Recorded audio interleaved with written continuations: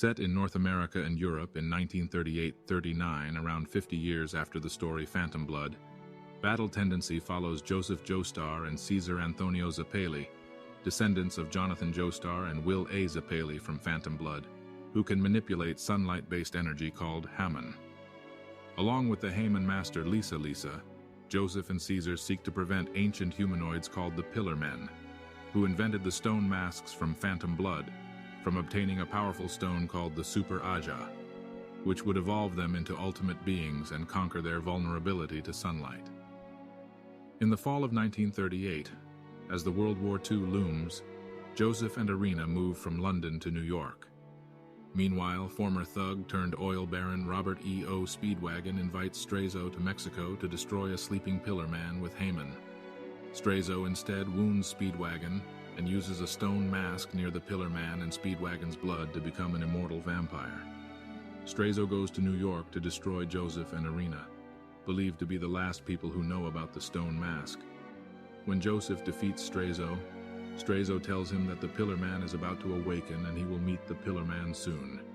Straizo then commits suicide by channeling Hammon through himself, destroying his vampire body. Intrigued, Joseph goes to Mexico and is informed that Speedwagon was taken to detention by the Nazis, who also hold the ambition to study the Pillar Men to serve Adolf Hitler's world conquest. Joseph saves Speedwagon, who survived, from the awakened Pillar Man named Santana, and with the help of Rudolf von Stroheim, the Nazi major wounded by Santana, tricks Santana into being turned to stone by the sunlight reflected from a well. Joseph and Speedwagon travel to Rome, where they meet Cesar Zappalli, a man who trained in Hammon to continue the legacy of his father Mario and grandfather Will. However, the group arrives too late to prevent Kars, Wamu, and Esidisi from awakening. Joseph plays on Wamu's pride and convinces Wamu to let him live to be a more worthy opponent. Both Wamu and Esidisi implant poison-filled rings in his aorta and windpipe, giving Joseph 33 days to get the antidotes from each of them. Joseph and Caesar train in Hammon under Lisa Lisa on Air Supplina Island off the coast of Venice. Esidisi raids the island and is challenged by Joseph.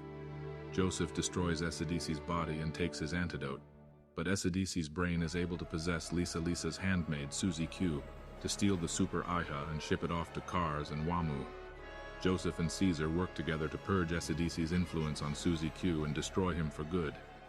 The group tracks down Kars and Wamu to Switzerland.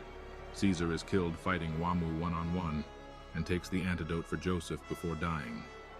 Joseph and Lisa Lisa then confront Kars and Wamu for the Super Aja, Lisa Lisa bluffing that she has a timed explosive that will destroy the stone. Joseph kills Wamu in battle. On February 28, 1939, Kars acquires the Super Aja and uses it along with the stone mask to become the ultimate being, despite efforts by Joseph and his newfound allies von Stroheim to prevent it. Now immune to the sun and able to use Hammon, Kars' only desire is to kill Joseph.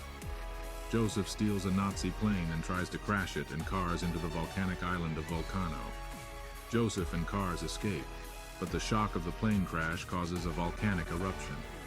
Kars attempts to kill Joseph with Hammon, but Joseph instinctively holds up the Super Aja, which causes the energy to prompt an eruption climax, sending Joseph and Kars flying into the sky on a large rock. Kars is knocked into space by volcanic debris. He tries to return to Earth, but his body freezes over and turns to stone. Unable to perish even though he desperately wants to, he drifts through space for eternity, eventually ceasing to think. Returning to Earth, Joseph is nursed to health by Lisa Lisa's assistant Susie Q, whom he marries.